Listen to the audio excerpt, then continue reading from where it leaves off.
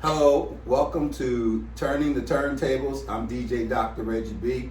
And today I have the honor and the distinct pleasure of hosting and interviewing DJ Bobsky. So I'm going to ask Bobsky a lot of questions, but before I begin, the one thing I want to say is, first of all, thank you for coming. Bob is a real DJ. When I say a real DJ, I mean he's got so much experience as a DJ from the early 70s up till now, how everything is transitioned, from albums to electronics. He's done gigs for so many people all over the world. And so I can ask him anything that I would want somebody to ask me. And I know he would be able to answer the question because he's been around. So I'm going to just jump into it. So aside from being a DJ, who are you in general? Just as Bobsky. Well, I'm an retired Air Force. Okay. Been in the military 24 years. Transitioned from that. Became a contractor for 11 years. Transitioned from that and went back to working for the government. But as a general, as a whole, I'm just a down-to-earth guy who just likes to have fun and enjoy life. I enjoy my music. Music is my serenity. Mm-hmm. So when things get hectic, and I got a lot on my mind, I just lock myself in the basement and just play some tunes and just zone out. Kind of like your version of meditation. That's it. That's my drug. So what got you into DJing in the first place? Well, what really got me into DJing was older guys that were like maybe 5 or 6 years older than me. I would see them playing out in the parks, and I was like, man, they'd have all this great big following. People would just come from different neighborhoods just to come hear different people play. Mm-hmm. And I was always magnetized by that. I was like mesmerized by that. I said, man, they got all these speakers and all this. One day I just want to be like that. So there was a guy who lived on my block named Curtis Forte. He used to do sound systems for Club Studio 54, Okay. Zanzibar. Okay. If you Google Richard Long, he's the guy who put a lot of those sound systems in the clubs. Okay. In the early, when the disco era came out. Right. So he was a DJ and he had top-notch equipment and stuff that I could never afford. So what was your first system? What did it look like? What was your very first DJ system? You want to embarrass me, man? No, man. I mean, I know how mine was. So every DJ got a story about their first system. My first system was, I'm gonna take you back. We had my mom had a TV. It was a wooden console. It had a TV in it and it had a record player on top. So what we used to do, like when Mr. Magic would come on, we play the radio and have a little JVC boombox and pause and make pause tapes and I know about that. Stuff like that. So I know about that. So after that, we got my mom had another turntable. She had a BSR turntable. So I would sit that on top of the little component and I would play one record and play the other record and I'd turn the volume down on one and turn the volume up on the other one to make it seem like I was actually blending or mixing because I didn't have a mixer at the time. Right. So that's how it all started. Okay. So your very first mixer, you remember the name of it?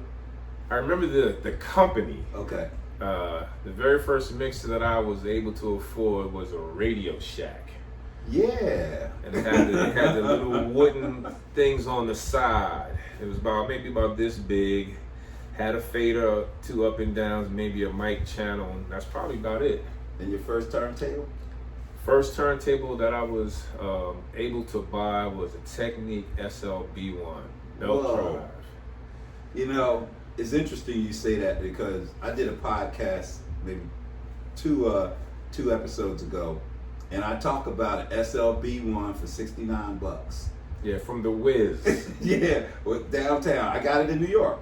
Yeah, right near 42nd Street. Yeah, that's where everybody used to go Yeah. to buy the equipment because they had all those stores on 8th Avenue that every store had turntables, mixers, speakers, and all that stuff in the window. And you just go from store to store, price matching. And so, now, you from New York. Corona, Queens. All right, and you started DJing in New York, so you got a chance to see firsthand the evolution of some of the greatest DJs. So who would be a couple of your favorites, since you did grow up in New York? And I'm sure you've been to the parties, you've seen them, you hung out with them. There was a lot. You know, you had now you talking about DJs from where, my neighborhood, or just DJs in general? In general. Okay, so as I was growing up, I went to school in Manhattan. I went to Park West High School, which was down the street from New York School of Printing. So on 49th and 11th Avenue. So back then, when I was going to school, the big DJs, the big name DJs was like Grandmaster, Grand Wizard Theodore, Kool Herc. Oh yeah. You had King Charles, Cypher Sounds out of Brooklyn. There was so many, I can't even remember all of them, but King Charles was a Jamaican DJ who lived out in Queens, and he had massive Shure Vegas speakers. So if you owned Shure Vegas speakers back in the day, you was doing something. Right. So yeah. They had thumps. So now, did you model yourself after any particular DJ, or you just did your own thing? I kind of, you know, I would say I kind of bit a couple people's styles. You know, we still. Yeah. You know, if I hear somebody do a mix and I like it, I'm gonna come here and do try to that. perfect it. I'm gonna do the mix, and the third time I do it is mine. There was different DJs that I would like. Flash, of course. Mm-hmm. You know, now I look at Flash today and look at Flash back then. I was really amazed at him back then, but now when I look at him, I'm like, it seemed like he lost his pizzazz. But because there's so many new DJs now that's taking it to a whole nother level. They are. We're gonna talk about that too. So yeah, old school versus new school. Now, Jazzy Jeff, you know. Jazzy Jeff, to this day I have to give him his props because, he's, I want to say, early 50s, 52, 54, somewhere around that era, you know, I don't know. But he's still nice on the turntables. I know I couldn't even come close.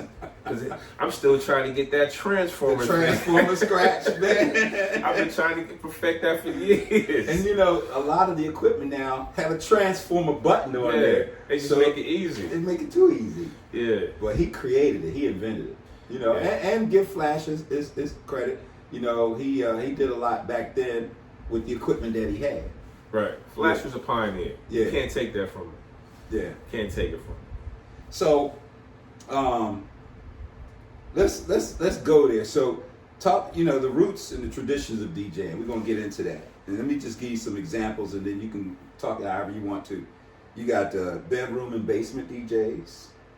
You have house party DJs, block party DJs, local DJs, radio DJs. You have MCs, and you have rappers. So, I put all of that in the soup. Now you stir it up however you want to. Okay, so let's go with the MCs versus rappers. Okay, when I think of the word MC, I think of somebody who's lyrically nice. They're where they pull their words from is just so ironic. Their vocabulary is just, they would just use words that you would have no meaning to. Like, how did he put that with that? You know, well, you got rappers, people who just rap. You know, you got people who just kind of rap with the Mickey Mouse type rhymes or the nursery style rhymes. But like people like KRS-One and Rakim, these guys are like, when you hear them, it's like messages and they deep with it. And you be like, man, you play it back and say, oh man, I didn't hear that the first time I heard that, but now that I played it again, I heard what he said and what made him think about that. Right. You know, so you have to be, you have to have some strong lyrics, because I like Lil Wayne because when I listen to his stuff, I'm just amazed. How did he think about that? You know, and it seemed like everything he says, if you pay attention to it, it's deep. He's an educator. Yeah, he's very deep. Yeah, he's an educator. Sometimes you got to listen to it more than once because you might not pick it up on the first go round. So now, back in the 70s and early 80s when I was DJing, I always had, you know, at least one MC, sometimes two, and I'm on the turntables, they on the mic, and we were a crew, and we would roll together. Did you have that? Yeah, I had that. So who was your MC? My man Calvin, we used to call him Star Child. Okay. I had my boy Dre, we used to call him JTM, Just Too Much. Okay. I had my man Kid Frost, his name is Jack. Okay. And who else did we have? Those are like the three main ones. And you were the DJ? I was the DJ. Okay. Yeah.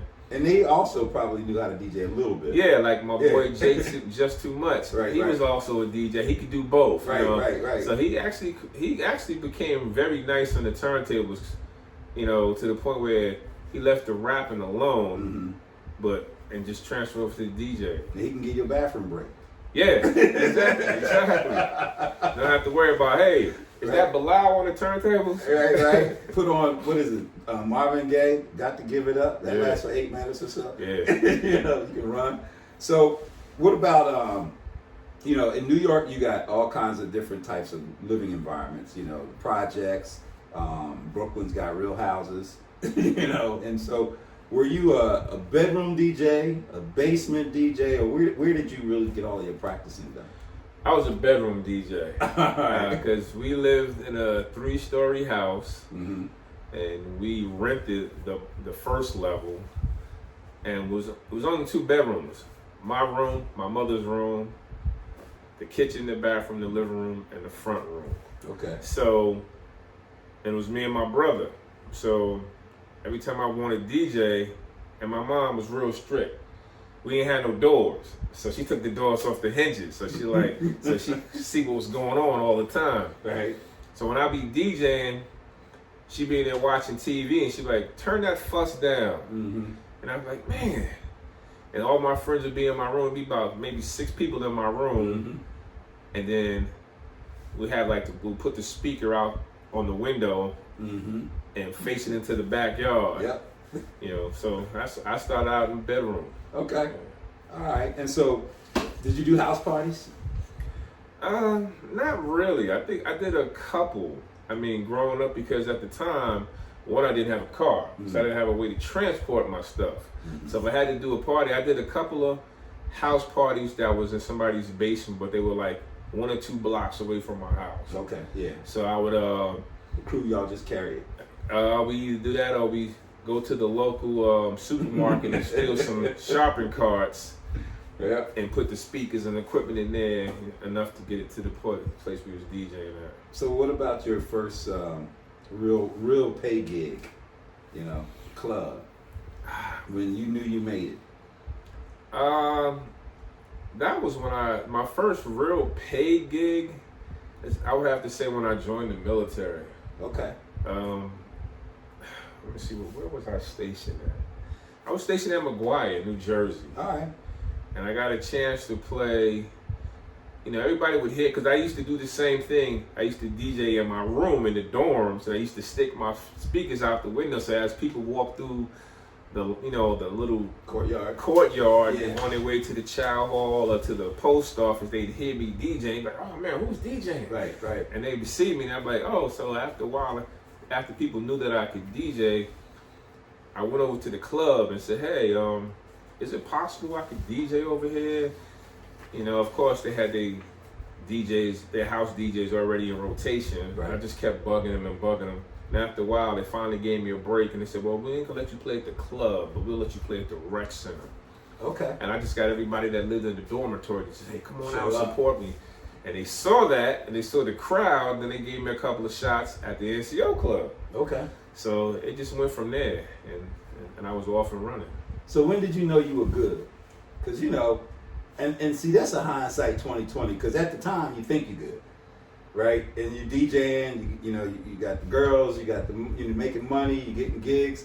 And then years later, you look back and you're like, okay, I've gotten better. But when were you feeling like you were good? That's kind of hard. Because you're nice now. I mean, you're a DJ's DJ. And the reason why I say that is, you know, most DJs who are good and been doing this for a long time, one of the hardest things to do is to find and hire another DJ to do your own party. So, you know, like when I had my retirement party, it was hands down. I knew I was going to call you, you know, because I knew you're going to do what it do. But, you know, so when I look at that in terms of a person that's good at DJing, they got all of the capabilities, you know, to work the crowd. So when did you finally hit that mark? I'm going to say, I would have to say it was late in the game, because when you pose the question that way, I always thought I was good. Right. But when you look at all the aspects, you have to think about, okay, are you good to the point where you can market yourself? Are you good to the point where you know how to read a crowd? Are you good to the point where you're not just playing for you? You know, you have to factor all that into the equation. Are you professional? Do you show up on time? Mm-hmm. Do you dress appropriately for the gig? Right. So I probably say midstream, it probably had to have been at least 10, 15 years into the game. Right. You know, because I didn't, you know, I thought I was doing something, but I wasn't doing nothing. Right. You know, you weren't doing it at the level that you could have been doing it because you didn't know. Sometimes, right? Because nobody showed me or mentored me what you need to do. Like, so now DJs that's coming behind me, you know, I practice and I instill these work ethics in them. Hey, you got to make sure you're on time. You got to make sure you got all the music that you needed for that event ahead of time. Mm-hmm. You got to make sure you dressed appropriately, you know, mm-hmm. and you got to, and first and foremost, you got to play what they want you to play, not what you want to play, because they hired you for a specific reason. So I don't care if they want you to play the same record 5 times. If that's what they want, that's what you give them. Right. Right. Okay. Let's shift a little bit. Old school versus new school. So, what do you think about the new DJs now? The new DJs, it depends. Because when you say new DJs, you know, are you talking about DJs who just now getting on the scene? Or are you talking about DJs? So, let's go with DJs who are just coming out in the past, I want to say 5 years. I would say for the guys that are just coming out for the last 5 years, they got a lot to learn. Because they don't know the first thing about a turntable, for the most part, or records. I mean, they know turntables from what they see on TV. Right. From what they've seen. But as far as physically being on turntables, they probably don't see that because most DJs now don't even use turntables. Right. Unless they're really from the old school era, and they just can't let them go. Right. Because that's all they know, but they just feel comfortable because they've been doing it for so long. Right. So the new school DJs, to me, they got a lot to learn because anybody could be a new school DJ. If you got $1,000, you know, all it takes is a controller, a laptop, and 2 power speakers, and you off and running. Right. But do you really know your craft? Right. You know, and I tell any DJ, like if I do a party and somebody say, hey, you got this song? I'd be like, nah, I don't got that. They be like, you a DJ and you don't got that? I said, you show me one DJ that got every song that you ever asked for, and then I'll pay you. Because I don't know any DJ depending how extensive their library is, doesn't have every song that they That's a fact. I mean, a couple of weeks ago, I had to call you up. I'm like, hey, Sarone. I'm like, I've been looking for this song for 25 plus years, and I have the sound in my head. And I'm like, you know what? Bob knew that song. He grew up in New York. He had to have heard it played all the time. And that's when I called you. But the point is, suppose I was DJing and somebody say, Reggie, play Sarone 4. I won't have it. So yeah. The only thing with the new school DJs that I have to say, and it goes with evolution, because now we have the internet. Mm-hmm. Where back then we didn't have the internet, so we didn't have the capability of downloading the song right there on the spot, or plugging into YouTube and playing that song. I've done that. So that's a quick fix to get you out of a jam, right, in a hurry, right. Provided that you can get onto the Wi-Fi. Right. Sound like you've had that experience. Yeah. Okay, I get it. So, if you don't mind sharing, I'm gonna ask you a personal question. It's still business about DJing, but what's the most money you ever made for one gig? The most money I ever made for one gig, I want to say $1,200. Okay, all right. Yeah, $1,200. 4 hours? Might have been 6. 6 hours? Yeah. Okay. And speaking of that 4 to 6 hours, a lot of these DJs now, they DJ for like 45 minutes and 1 hour. Back in the day, man, we had to DJ for 6 hours, 8 hours straight by yourself, no help, in the club. You had that experience? Yeah. And like you said before, when you run into that situation where you need to take a bathroom break, you play something like Always and Forever. Right. Or something that's 8-9 minutes long, Rapper's Delight, something. And you just, beeline, handle your business and come right back. But, any real DJ, first of all, back in the day, there was no such thing as a DJ showing up by himself. He always had a crew. It was 3 or 4 people, because first of all, they wanted to get into the party for free, so they wanted to carry some crates or some records. Right. And then you needed that help at the end of the night to pack your stuff up, depending on if you had a vehicle, depending on what your mode of transportation was, because, back then, to be a DJ, that was a high commodity. So there's always people trying to rip you off, wait till the party's over, and they know you just got paid, so now you got money, and we want to try to get your equipment, so we can, win twice. Right. Yeah, I did it on one of my episodes. I talked about part of the reason why there weren't that many female DJs like that is because DJs, it was gangster. You had to be thug, because somebody wants to steal your equipment, take your money, and if you can't protect your assets, then they were going to get taken. And so, I think that was part of the reason why there weren't that many female DJs, because, they didn't care. They'd just roll up on anybody and take their stuff. Yeah. Yeah. Did you see a lot of female DJs when you were growing up? No. As a matter of fact, I didn't see any female DJs when I was growing up in my era. It didn't happen till maybe like into the 2000 eras. I might see 1 or 2 here or there, and I was like, man, she's a DJ, and she's kind of nice. Okay, I give her props. Right. Because you didn't see many of them out there. Now you're starting to see more as times change, because women want to do things that men do, and say, hey, I can do that too. And some of the women that I know are better than some of the guys that I know. Mm-hmm. They got good hands, on the turntables. There's this one girl that I follow on Instagram. Her name is, I forgot her name, but they call her I Am Her. She plays out of DC. Mm-hmm. She did a party for a friend of mine, and I was over there all night just giving her props. I was like, yo, you doing your thing. Mm-hmm. I give you your props. You could do a party for me. Right. A DJ's DJ. So she's a DJ's DJ. Yeah. Okay. And she works the crowd. Right. That's what I like. Okay. All right. So what's the worst experience you ever had as a DJ? The worst experience I ever had as a DJ, I think I was at a club, and I blew my tops, and I had to play in I don't even know what I was playing. I had to take damn near all the bass out, mm-hmm. So I can get some mid voice. Right. And I was just like, I'm glad it happened midway through and not at the very beginning. Right. But that was still a long time to play without no treble and no mid-range horns. Wow. Yeah.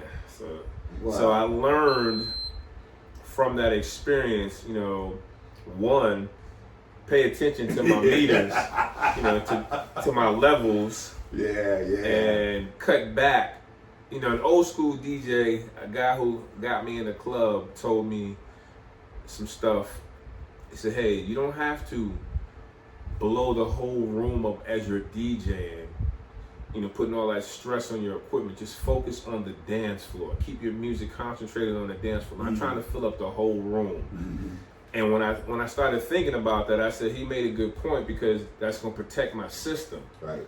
And we as DJs know that when you blow a piece of equipment, you blow a speaker or a horn, it's not a cheap fix. Right. An amplifier. So you might make $500 from a gig, but if you blow an amp, or you blow a channel on your amp, or you blow a woofer, it might cost you $250 for the woofer plus the repair fee. So how much money did you make? Right. Wow. That is an experience, but you knew what to do. Yeah. You didn't just sit there and throw your hands up. I had no choice. You made it work. So what's one of the best experiences you've had as a DJ? I had quite a few. I did some big upscale events, like some Christmas parties. I used to do a lot of Christmas parties for Honda. I used to be stationed at Langley, and the Honda dealership on. What year were you at Langley? I was in Langley from '91 to '96. All right, so Casey Honda? Casey Honda, J. right. Clyde Morris? Yeah, J. Clyde Morris. Yeah. They used to throw big Christmas parties every Christmas, and they would hire me. And they used to, I was charging like maybe $500 because it was a Christmas party. And I figured, $500 wasn't a lot of money. It was more than my average, because I would only normally charge $350. Right. But I said, well, this is Casey Honda. They got money, so I just charged $500. And they used to always tip me like $300 or $400 at the end of the night on top of that. So I was like, man, I was like, hey, that's great. Yeah. It's a good feeling when you get a tip. It is, especially a big one like that. Yeah. I used to DJ down there too, in Hampton Roads. I was there in '86. Okay. 84 to 87. Yeah, was Lil Joe still down there when you were there? Little Joe was my competition. Yes, he was my competition. It took me forever to get into the club, because Little Joe had the NCO club on lock. He had that long school bus, right, full of equipment. Yep.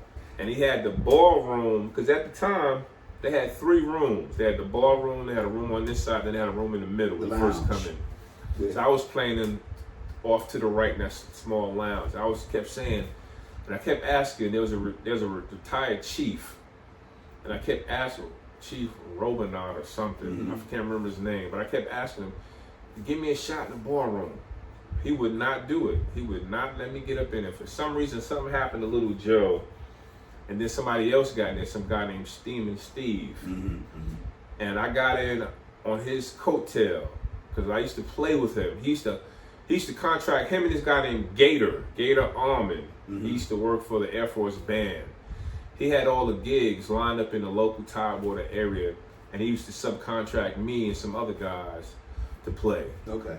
So that's how I got in. So Lil Joe, the way I got in there, similar. They had me in the lounge, but I went and talked to Lil Joe personally, and just had DJ to DJ talk, and he was able to contract me out to some of the gigs he didn't want to do. So I did the Golden Nugget, 3311 Club, Bo Brummels, when he didn't want to do it. Because, just like us, right? Say you get a gig on a Saturday night, then somebody else wants you.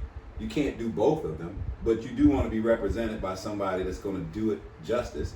So he would call me up and say, "Reg, I need you to DJ here." And then every now and then I would get in and do the ballroom because he was doing something else, but he would set that up.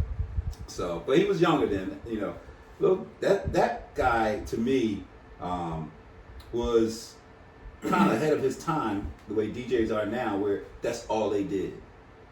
I'm thinking, he was old when I was there, so that was his livelihood.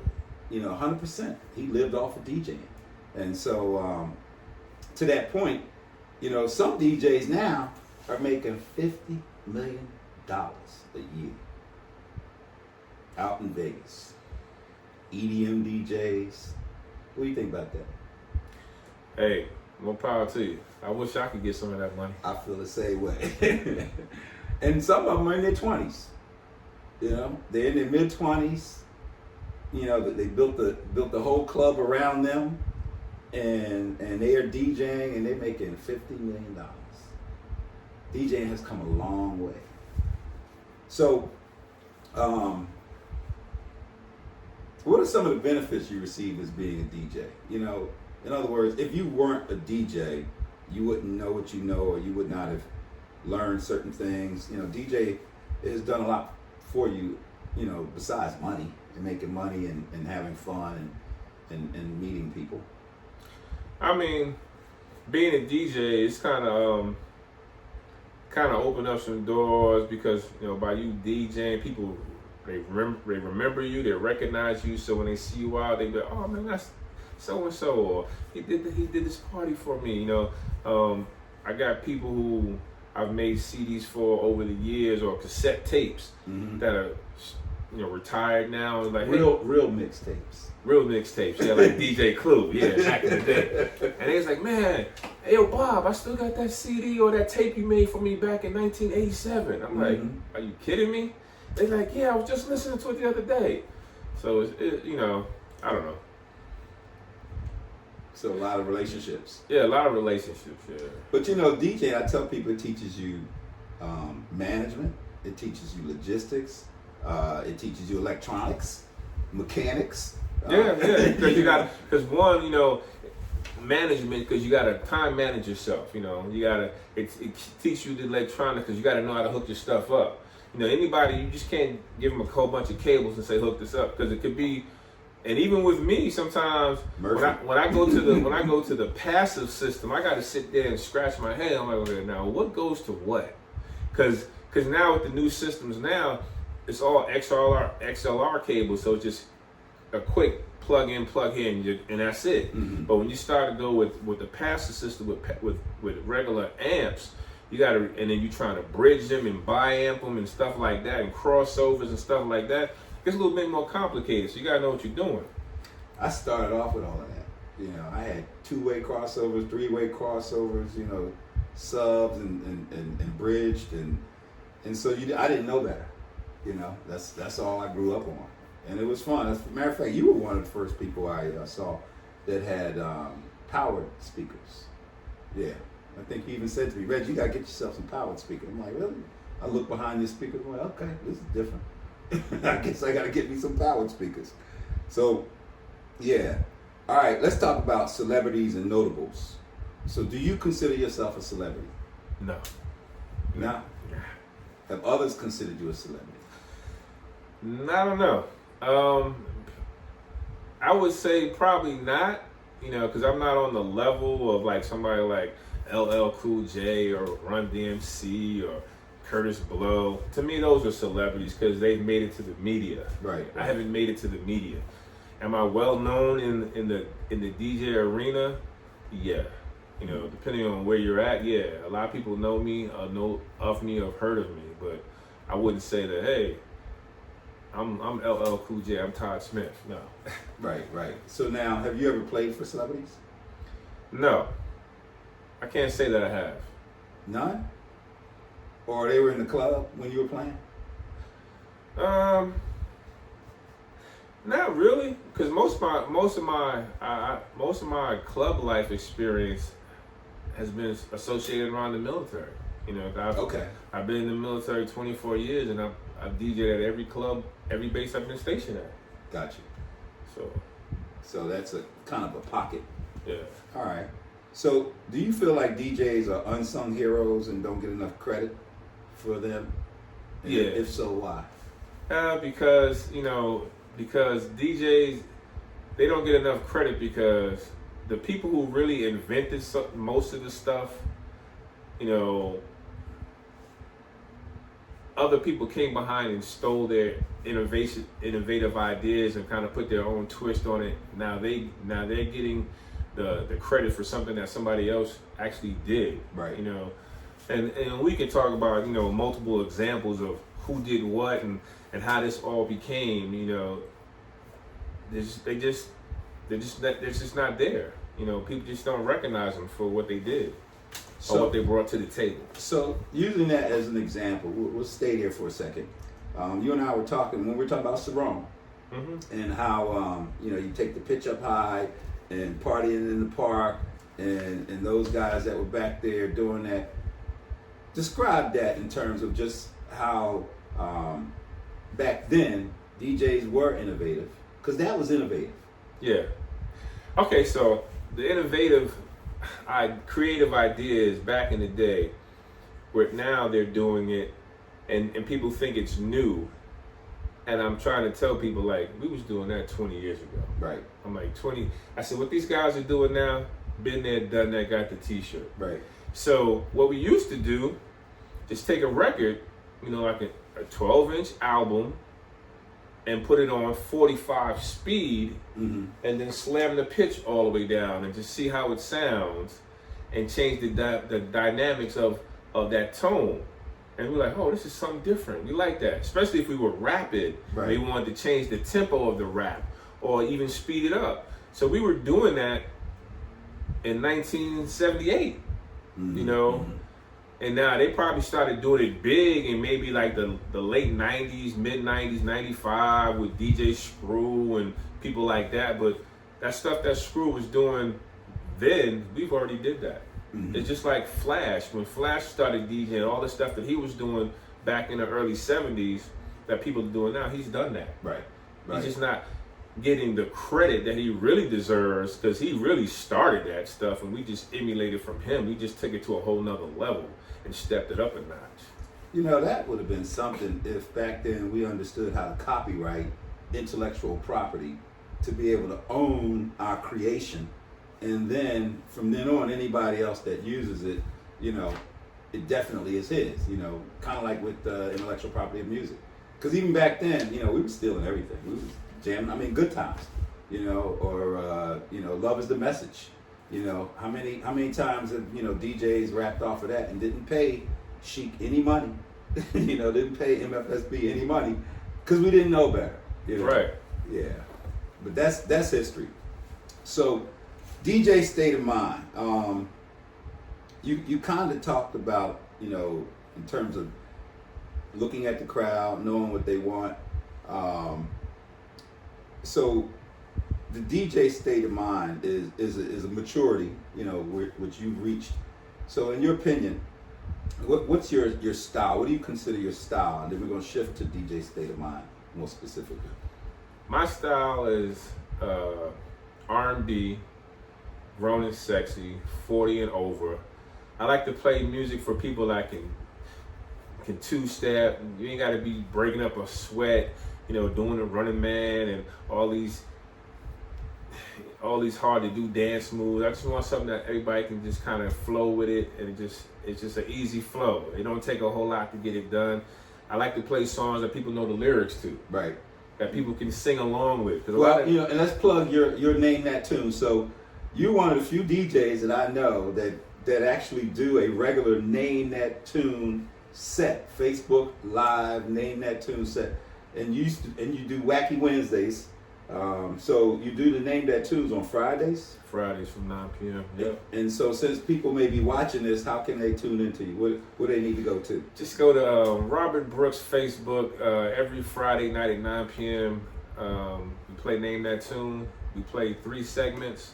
We give away a small donation cash prize via Cash App. I almost won once. Yeah. All you gotta do is you gotta be quick on the type, and you gotta give me the name of the song, name of the artist. That's all I asked for. Yeah, I did good that one night, that one time. I was just in the zone for that one, and then somebody beat me at the last minute. Yeah. Yeah. No, but so. You know, we're listening to DJ Bobsky here. We're interviewing him on Turning the Turntables. He has a lot of knowledge and information, and certainly check him out on his podcast, well, on my podcast, but check him out, Facebook Live. He's always on. Sometimes if I DJ early on Friday at 6 o'clock and I'm done by 8:30, then I transition and go jam with him. And so, you know, definitely check him out. And speaking of which, we have a mutual DJ friend, Chris. Yeah, DJ Chris. Yeah, I'm gonna get him down here Yeah. and interview Chris. He's got a lot of experience. He's been around. He's been around a long time. He's been around for a long time. So I was just talking to him a few weeks ago, and I was telling him I started DJing in 1974. He said I was born in 1974. And so for a DJ. You know, he's not that young, but younger than us. He has a lot of knowledge when it comes to the music, when it comes to the game, when it comes to the crowd, owning the crowd, and how to play for the people. He's good. he gets a lot of gigs because, like I said, a lot of people have opened doors for him. So he's been around the military circuit. Yeah. So you get more gigs when you can cater to the crowd, when you can cater to different ethnic backgrounds. When you have that tunnel vision, it limits your scope as far as what you can do. Chris, he'll play for anybody. Anybody. And I remember back in the day, he'd get on the floor and teach you the line dance. If you didn't know how to line dance, he'd get out there and teach you the line dance. Now I don't do that. Yeah. Do you do that? You get out there and teach? No, I don't do that. I'm more I stay behind my turntable. Same here. Now I get out there and dance, but I'm not going to do the teacher line. I'll hype up the crowd because I believe in order to maintain your crowd, you have to be interactive. Mm-hmm. So you got to keep them going. You got to chant out different things and give them shout outs and recognize it's their birthday and yada yada yada. Keep them going. Okay. Nobody wants a DJ that just plays music. Right. Because you gotta interact with the crowd. I agree. Because they remember that. They be like, oh man, that DJ was jamming. And and I'm quick with, off the top, so I be saying crazy stuff out my head. I heard you. Just to keep them going. I mean, I've come in and trying to be all low key, and all of a sudden, yo, we got DJ Dr. Reggie B in the house. I'm like, man, how do you see me? So I know how you are. Now, DJ state of mind. Is there such a thing? The DJ state of mind?